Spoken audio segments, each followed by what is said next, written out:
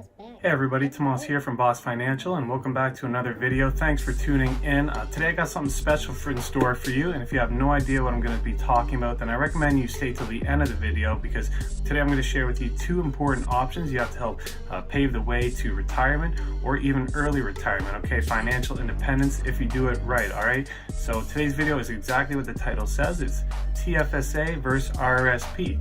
If you enjoyed this video or you learned something, make sure to give your boy a subscribe, to follow my posts. I'm trying to go for 2 a week here right now, and just make sure you smash that like button. It's right down there. You're probably looking at it right now. Just click it. Yep, click it. Okay. All right, so thanks. Without further ado, RRSP and TFSA. What is the difference and how can you take advantage? First, let's cover what is a TFSA. All right, just so we're clear, guys, a TFSA stands for a tax-free savings account. It was a program bestowed upon us by the lovely government in 2009. It started, and it offers a great vehicle for investing. I've heard people mispronouncing it TFSA, people thinking it's interchangeable with RRSP, and even know some people who have or contribute to one without even knowing what it is or how it works, how it benefits them, okay? So once again, it's TFSA, tax-free savings account. So what is an RRSP? An RRSP stands for a Registered Retirement Savings Plan. Also a great vehicle for investment. An RRSP helps you to think about the future, aka retirement, and can be key in making sure that you have a nice nest egg for when you do.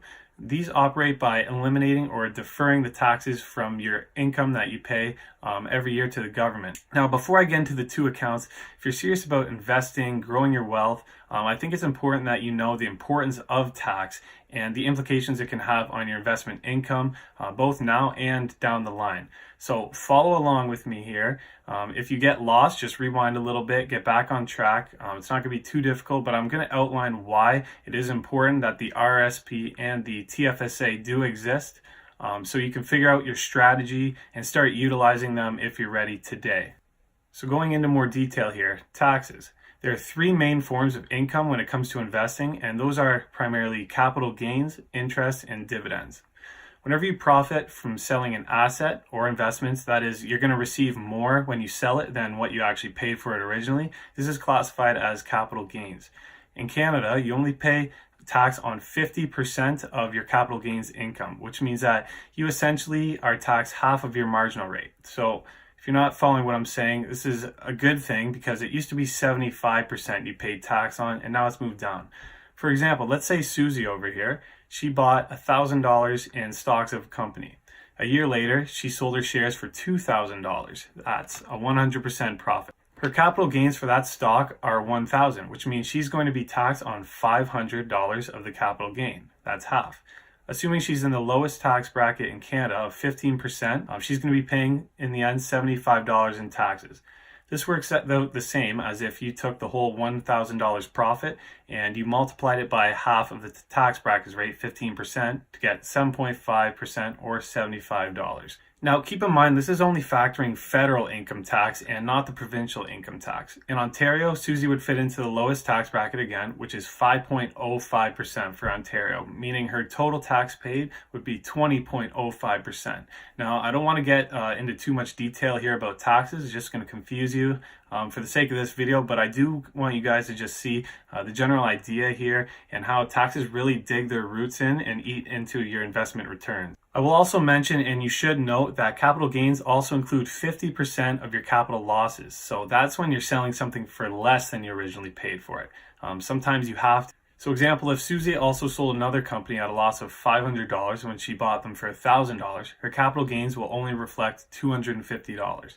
That is half of her capital gains, $500 before, half of that, $250, minus half of her losses, $500, it's $250 there. So that equals $250 in the end. Now this can bring your taxable gains income down, but also remember that you can't take advantage of this, okay? You can't just rebuy a position within 30 days after selling it just to claim capital losses.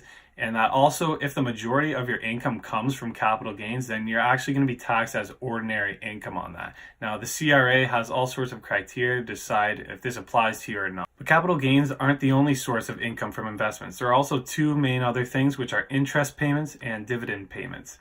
Interest you gain from things such as bank accounts, term deposits, GICs, treasury bills, savings bonds, etc. And dividends are payments made by corporations to their shareholders regularly. Essentially, they're passing off a small percentage of the profits to you in return for investing. Interest is fully taxable. That is 100%. So imagine this. If your salary every year is $100,000 and you also gain $10,000 in interest, and the end of the year, you're going to be taxed as if you made $110,000 because it's 100% taxable interest. When you receive dividend payments, they're taxed a little differently. If you are a citizen of Canada, you qualify for an income tax credit for dividends, which helps bring your income on the dividends down. But there's also factors like eligible dividends, withholding tax if you're holding US stocks, and I'm not really going to get into all that. I'll leave that for another video for the dividend investing series.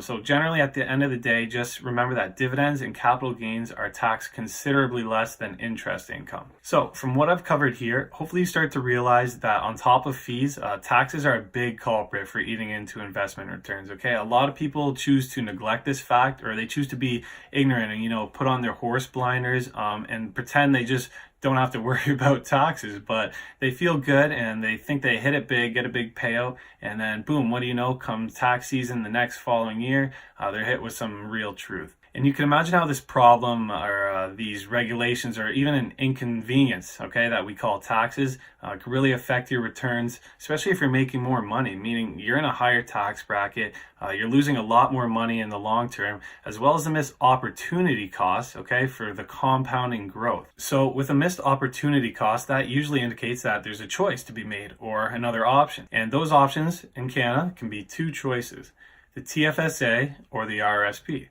Now, what these accounts are essentially investment vehicles, okay, or accounts.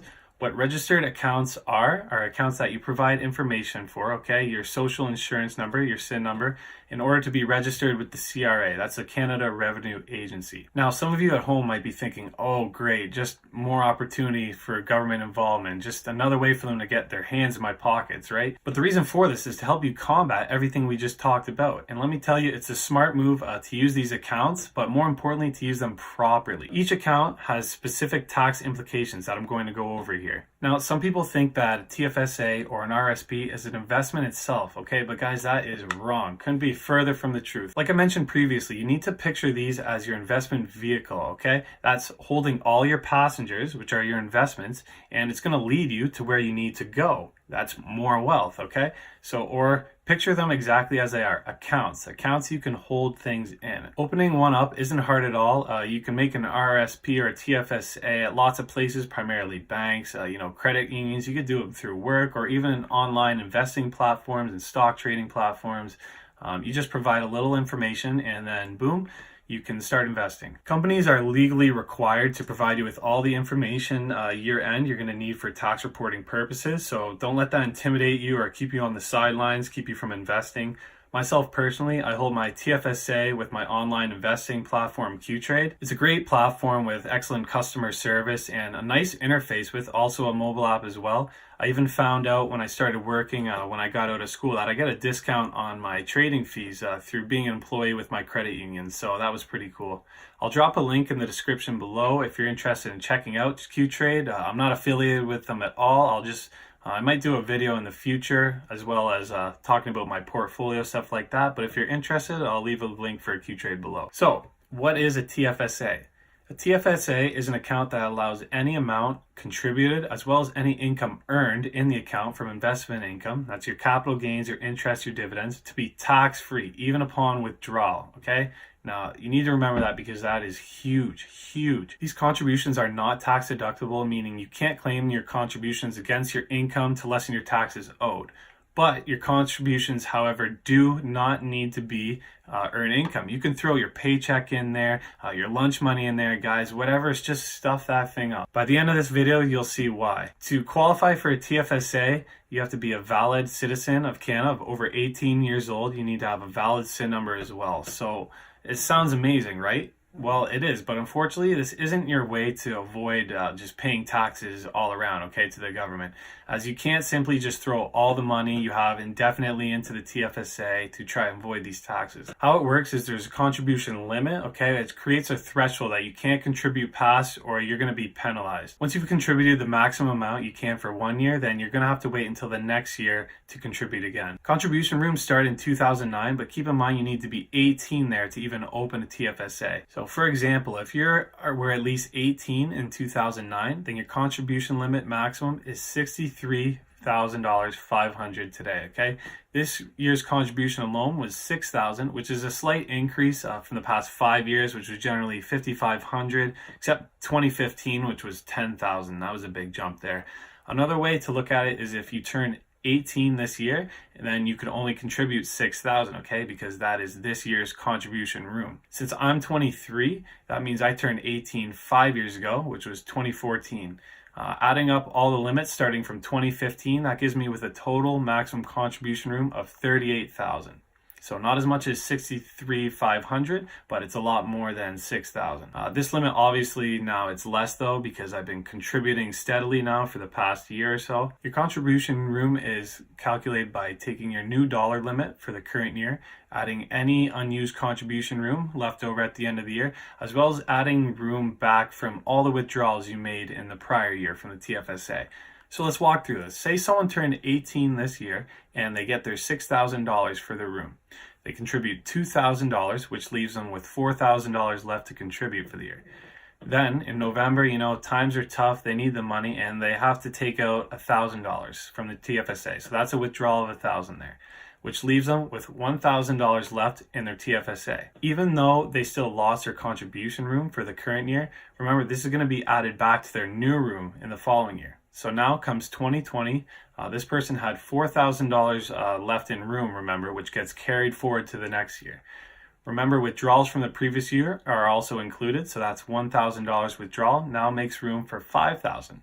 And now if the CRA, for example, decides that the room limit for 2020 is $6,000 once again, then that means that this person now gets the $5,000 added on to the new $6,000. So they get $11,000 of room for 2020. When you over contribute to your TFSA, that is you're going over your limits. The CRA charges 1% for the amount in excess per month.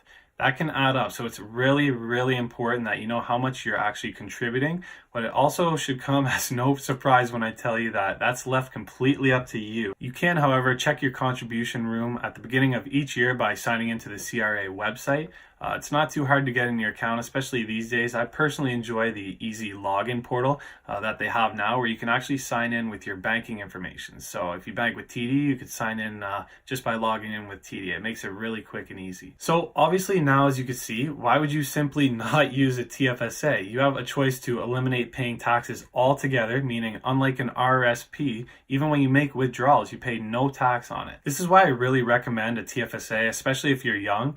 As you know, I'm a big fan of compounding, and tax-free investing is one of the best ways to get that started, okay? I do, however, frown when I see people essentially using a TFSA as like a checking account. Essentially, they're just putting money in, but they're constantly making withdrawals. The key to the TFSA is to have diligence, and not make constant withdrawals, because even though you get that withdrawal contribution room added back in the next year, you're defeating the whole purpose of the account. You want to make it your goal to max out your contributions and have your money working maximum overdrive for you while taking advantage of the tax benefits. You can easily do the math and see how a lifetime worth of tax-free investment returns and compounding can change your life forever, like completely change your life forever. You just got to start, okay? So here's a whopping, jaw-dropping, but not unrealistic example here, okay, guys? If you're a 28-year-old right now in 2019, and you max out your TFSA contribution room, and that is $63,500 if you're 28 today. If you maintain an average rate of return of just 7% and you left that to compound until retirement, that original $63,500 will have turned into over $775,000.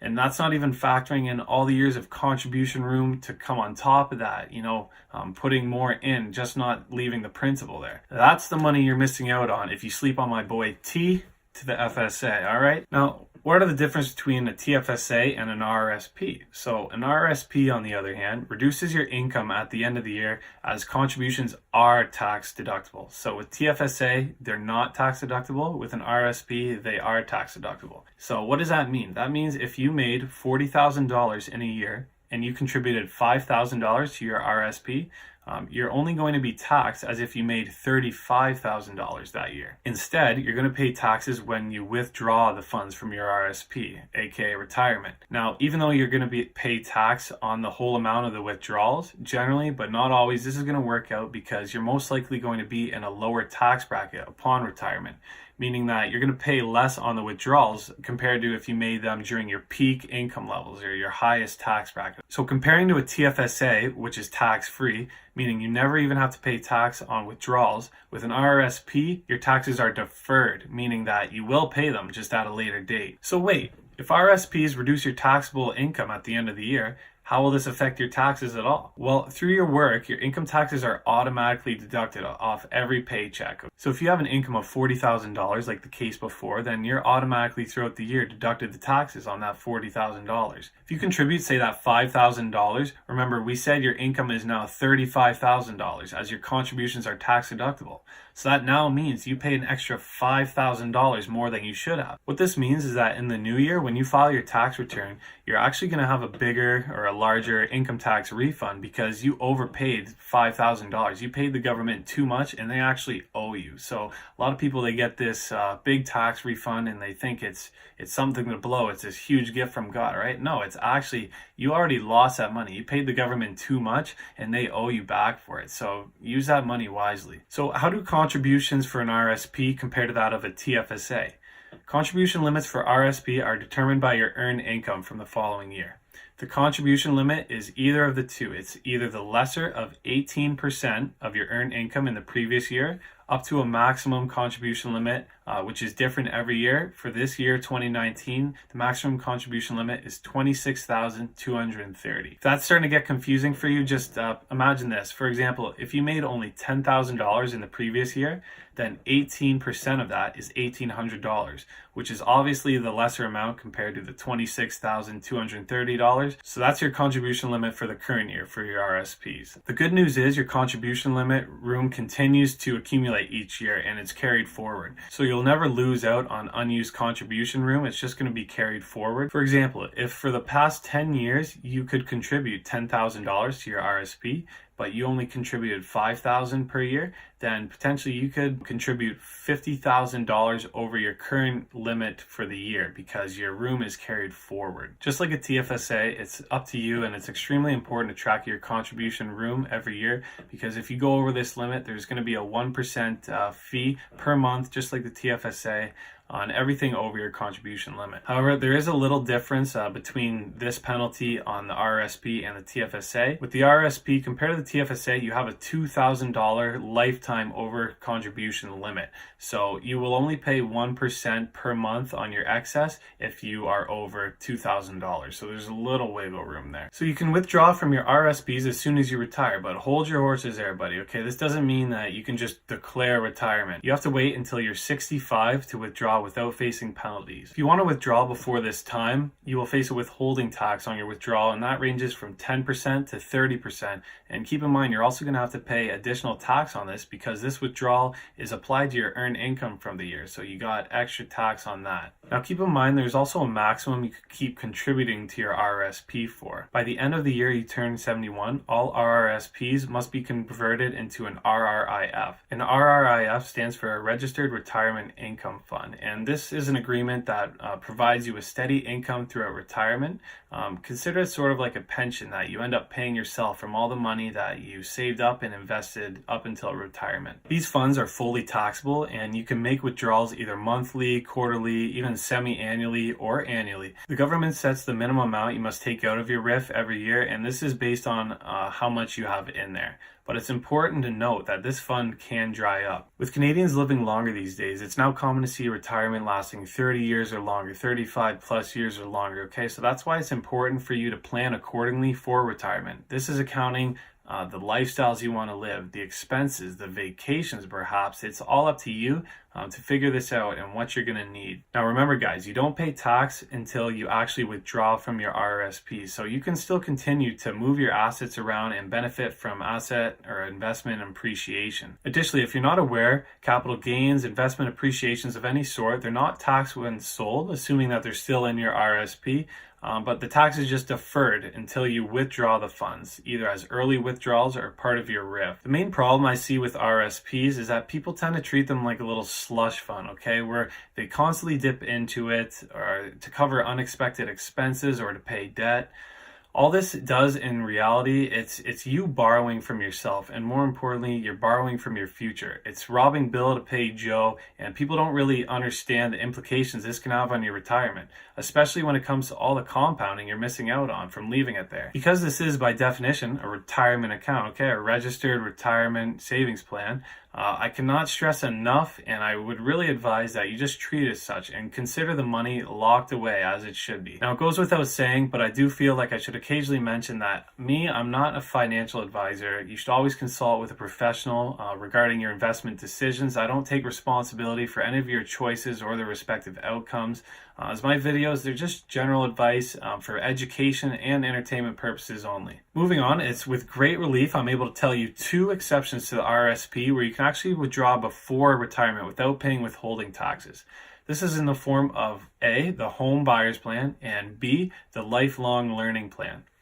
The Home Buyers Plan, or HBP from here, allows you to withdraw up to $25,000 per spouse from your RRSP for a down payment on your first house. It's kind of cool. This is a great way to put money away for a house without downside, but you must repay this back over 15 years. So once again, it's an option if you need it, but you should still only be using your RRSP for what it's for, and that's retirement. The Lifelong Learning Plan, or LLP, similar to the HBP, it allows you to make withdrawals from your RRSP, except the funds from this plan are to finance full-time education or training.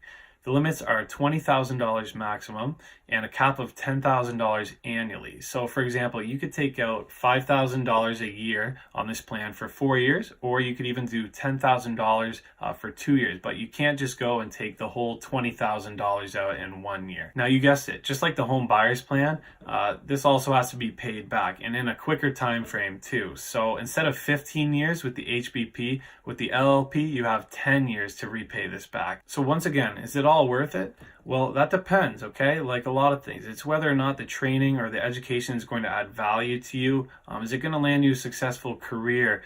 Is it worth the setback? Just don't take money and go to school if you don't have a game plan in it, or if you just want to go to school to buy some time. You're just playing yourself at that point. So we're nearing the end of the video. If you stuck with me this long, thanks so much. Just give that like button a click if you haven't already, but more importantly, thank yourself. You know, you chose to try and better yourself and increase your knowledge. This is important stuff that I really think everyone should know, but they don't, and it can only benefit you. So after all this, you might be wondering, what's better for me? Can I do both, or which one first? Well, those aren't bad questions at all. I find, as with most things when it comes to personal finance, investing, wealth building, it depends. Your choices depend on all sorts of things, such as your income, your age, your goals, your tax bracket. Most importantly, just know that if you go and you open up a TFSA or an RRSP, you're already that much more ahead of those who aren't, okay? And that's a lot of people, guys. That's a lot of people you're ahead of if you just go and open one of these accounts today. Choosing to do this in your 20s or before, or even your 30s, okay? It's going to make a significant difference